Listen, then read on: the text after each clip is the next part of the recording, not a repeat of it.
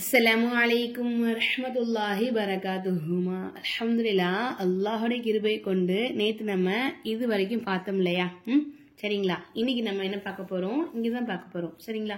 நேற்று நான் உங்களுக்கு சொல்லியிருந்தேன் இல்லையா, இங்க இருக்குல்ல வக்ஃபு முஆனக்கான ஒரு சட்டம் வருது, அது நான் உங்களுக்கு நாளைக்கு சொல்லித்தரேன் அப்படின்னு சொல்லிட்டு சொன்னா, இன்ஷா அல்லாஹ் நம்ம இன்னைக்கு அந்த வக்ஃபு முஆனக்கா சட்டம் எப்படி ஓதுறது அப்படின்னு சொல்லிட்டு நம்ம இன்னைக்கு பார்க்கலாம்.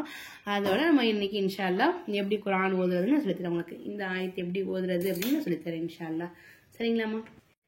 أعوذ بالله من الشيطان الرجيم بسم الله الرحمن الرحيم ولتجدنهم أحرص الناس على حياة ومن الذين أشركوا يود أحدهم لو يعمر 1000 سنة وما هو بمزحزحه من العذاب أن يعمر والله بصير بما يعملون. இப்போ சட்டம் பார்த்துடலாமா? சொல்லித்தரேன், கொஞ்சம் கவனமா கவனிச்சுக்கோங்க. வலதஜிதன்னஹும், இங்க நூனுக்கு மேல சத்து இருக்காமா? நூனை இப்ப நம்ம என்ன செய்யணும்? நல்லா அழுத்தி உச்சரிக்கணும். சரிங்களா? அப்போ வலதஜிதன்னஹும் அஹ்ரஸ்வன்னாசி, இங்கேயும் சேம் தான். நூனுக்கு மேல சத்து செய்யப்பட்ட காரணத்தினால நம்ம என்ன செய்யணும்? நல்லா அழுத்தி உச்சரிக்கணும். சத்து செய்யப்பட்ட எழுத்துக்கு முன்னாடி உள்ள எழுத்துல வந்து ஹரக்கத்துகள் இல்லைங்கனால இந்த எழுத்துக்கள் நமக்கு உச்சரிப்புல வராது. சரிங்களாமா? அப்போ இங்க நம்ம நிப்பாட்டுறோம். நம்ம என்ன செஞ்ச இடத்துல குண்டு தாவ குண்டு ஹாவா மாத்தி சுக்குன் பெற்ற நிலையில நம்ம நிப்பாட்டிருக்கோம் இந்த இடத்துல. சரிங்களாமா? அதாவது இங்க வக்ஃபு முஆனக்கான்னு சொல்றோமா, இத வந்து வக்ஃபு முஆனக்கான்னு சொல்லுவாங்க. இங்க என்ன செய்யணும் அப்படின்னா, ஒரு இடத்துல நிப்பாட்டணும், வக்ஃபு செய்யணும். இன்னொரு இடத்துல என்ன செய்யக்கூடாது? வக்ஃபு செய்யக்கூடாது, செய்யாம சேர்த்து ஓதணும். இதுதான் இந்த வக்ஃபு முஆனக்காவுடைய அர்த்தம். சரிங்களாமா? அதாவது நம்ம ஒண்ணு இங்க நிப்பாட்டலாம், அப்படி இல்லைன்னா இங்க நிப்பாட்டலாம்.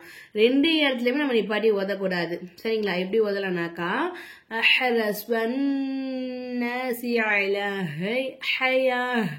அப்படி நம்ம நிப்பாட்டலாம். சரிங்களா? நிப்பாட்டிட்டு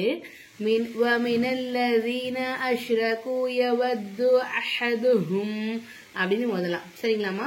அப்படி இல்லைன்னு வச்சுக்கோங்களேன்,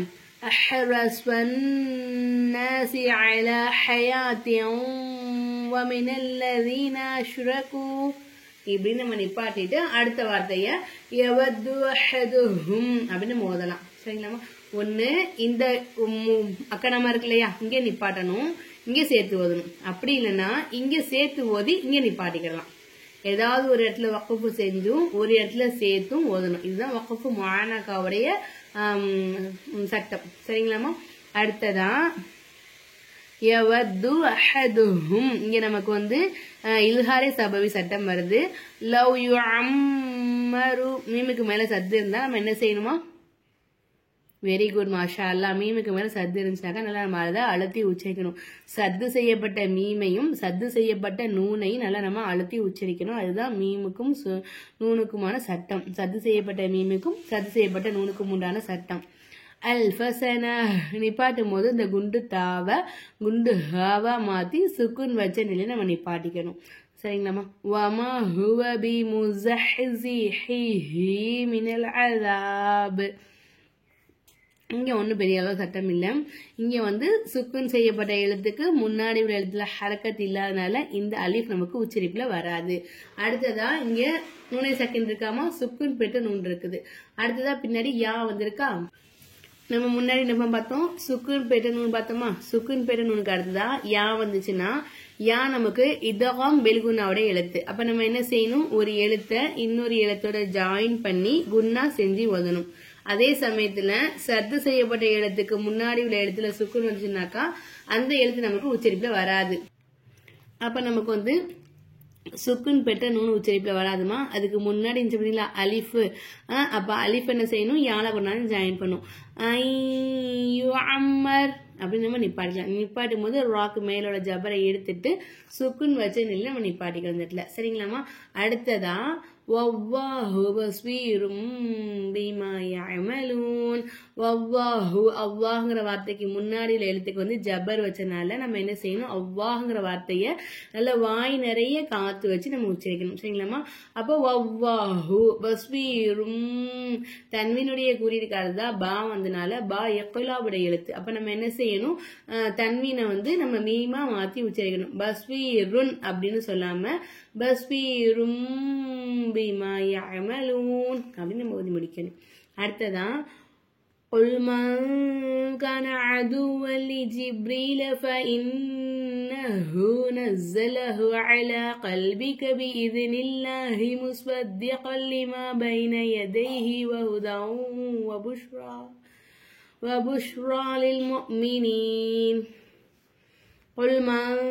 கான இங்க நமக்கு வந்து இஹ்ஃபாடு சட்டம் வருதுமா. அதுவல் ஜிப்ரீல இங்க நமக்கு இதகம் பிலா குன்னாவுடைய சட்டம் வருது. வாவுக்கு மேல தன்வீனுடைய குறியீடு, தன்வீனுடைய குறியீடுக்கு அடுத்ததான் லாம் இருக்கு. லாம் வந்து இதகம் பிலா குன்னாவோட எழுத்து. ஒரு எழுத்தை இன்னொரு எழுத்தோட ஜாயின் பண்ணி குன்னா செய்யாம ஓதணும். அப்போ அதுவல் ஜிப்ரீல அப்படின்னு ஓதணும். சரிங்களாமா? فإنه نزله على قلبك بإذن الله مصدقا لما بين يديه. இங்கே நமக்கு லி ஜிப்ரீல இந்த பா வந்து கல்குலார் சட்டத்தில் வருது, சட்டம் வருது. சரிங்களாமா? கல்குலார் சட்டத்தில் நம்ம என்ன செய்யணும், பாவை அசைச்சி ஓதணும். அசைச்சி ஓதிட்டு லி ஜிப்ரீல அப்படின்னு ஓதணும். நூனுக்கு மேல வந்து சத்து இருக்கறனால நூன் நல்லா அழுத்தி உச்சரிக்கணும். நஸ்ஸலஹு அலா கல்பிக பிஇذனில்லாஹி அல்லாஹ்ங்கிற வார்த்தைக்கு முன்னாடி உள்ள எழுத்துக்கு வந்து ஜேரு வந்த காரணத்தினால அல்லாஹ்ங்கிற வார்த்தையை நம்ம மெல்லினமா உச்சரிக்கணும். அப்போ பிஇذனில்லாஹி அப்படின்னு நம்ம சொல்லணும். முஸ்பத்திகல் இங்கேயும் சேம் சட்டம்தாமா. தன்வீனுடைய குறியீடுக்கிறது லாம் வந்திருக்கு. லாம் வந்து இதகம் பிலா குன்னாவோட எழுத்து. ஒரு எழுத்தை இன்னொரு எழுத்தோட ஜாயின் பண்ணி குன்னா செய்யாம ஓதணும். முஸ்பத்திகல் லிமா பைன யதைஹி வஹுதம் வபுஷ்ரா லில் முஃமினீன். இங்க நமக்கு இதகம் பில்குனாவோட சட்டம் வருது. எப்படின்னா வாவ் வந்து இதகம் பில்குனாவோட எழுத்து தானமா. அப்ப நம்ம என்ன செய்யணும், ஒரு எழுத்தை இன்னொரு எழுத்தோட ஜாயின் பண்ணி குன்னா செஞ்சு ஓதணும். வஹுதம் வபுஷ்ரா லில் முஃமினீன். من كان عدوا لله وملائكته ورسله وجبريل وميكال فإن الله عدو للكافرين. இப்ப நம்ம இந்த ஆயத்தை பார்த்துடலாமா. மங்கான சுக்குன் பெற்றனுங்கிறதா கேஃப் வந்திருக்காமா. கேஃப் எஹ்ஃபாவோட எழுத்து. அப்ப நம்ம என்ன செய்யணும், சுக்குன் பெற்றனுன்னா நம்ம குன்னா செஞ்சு ஓதணும். மங்கான அதுவல் இங்க வந்து நமக்கு வாவுக்கு மேல என்னமா வந்திருக்கீங்க, தோ ஜபர் வந்திருக்கு. தோ ஜபர் தன்வீனுடைய குறியீடா. அடுத்ததான் லாம் வந்திருக்கு. லாம் வந்து இதகம் பிலா குன்னாவோட எழுத்து. அப்போ ஒரு எழுத்தை இன்னொரு எழுத்தோட ஜாயின் பண்ணி குன்னா செய்யாம ஓதணும். அப்போ அதுவல் லில்லாஹி வ மலாயிகத்திஹி லாமுக்கு மேல இருக்கக்கூடிய பெரிய மத்த 5 அலிஃபுக்கு நீட்டி நம்ம உச்சரிக்கணும். ருசுலிஹி வ ஜிப்ரீல இந்த பாவை நம்ம வந்து அசைச்சி ஓதணும். ஏன்னா கல்கலாவோட சட்டம் வருது. وميكال فإن الله عدو للكافرين. فإن الله நூனுக்கு மேல சத்து வந்தனால நூனு நம்ம நல்லா அழுத்தி உச்சரிக்கணும். அவ்வாங்கிற வார்த்தைக்கு முன்னாடி உள்ள எழுத்துக்கு ஜபர் வந்தனால அவ்வாங்கிற வார்த்தையை நல்லா வாய் நிறைய காத்து வச்சு வல்லிடமா சொல்லணும். فإن الله عدو للكافرين. தன்வீனுடைய குறியீடுக்கு அடுத்ததா சத்து செய்யப்பட்ட லாம், அதாவது தன்வீனுடைய குறியீடு லாம் வந்திருக்காம. லாம் வந்து இதகம் பிலா குன்னாவோட எழுத்து. அப்ப நம்ம என்ன செய்யணும், ஒரு எழுத்தை இன்னொரு எழுத்தை ஜாயின் பண்ணி குன்னா செய்யாம ஓதணும். அதே மாதிரி சத்து செய்யப்பட்ட எழுத்துக்கு முன்னாடி உள்ள எழுத்துல தோ ஜபரோ தோ ஜேரோ தோ பேஷோ வந்துச்சு அப்படின்னா அப்ப நம்ம என்ன செய்யணும், அந்த இரட்டை குறியீடுகளை ஒற்றை குறியீடா மாத்தி நம்ம ஓதணும். சரிங்களாமா? ரொம்ப முக்கியமான சட்டம் பார்த்துக்கோங்க. இன்ஷா அல்லாஹ் சட்டங்கள் எல்லாமே சொல்லி கொடுத்துருக்கேன். ஓரளவுக்கு உங்க மனசுல நல்லா பதிஞ்சிருக்குன்னு நினைக்கிறேன். இன்ஷா அல்லாஹ் இதுவரை நம்ம பார்த்துருக்கோம் இல்லையா. நாளைக்கு நான் அடுத்த ஆயத்துக்கள் சொல்லி தரமா, நான் இன்னொரு ஓதி காமிக்கிறேன். உங்களுக்கு கவனமா கவனிச்சுக்கோங்க இன்ஷா அல்லாஹ். சரிங்களாமா? أعوذ بالله من الشيطان الرجيم.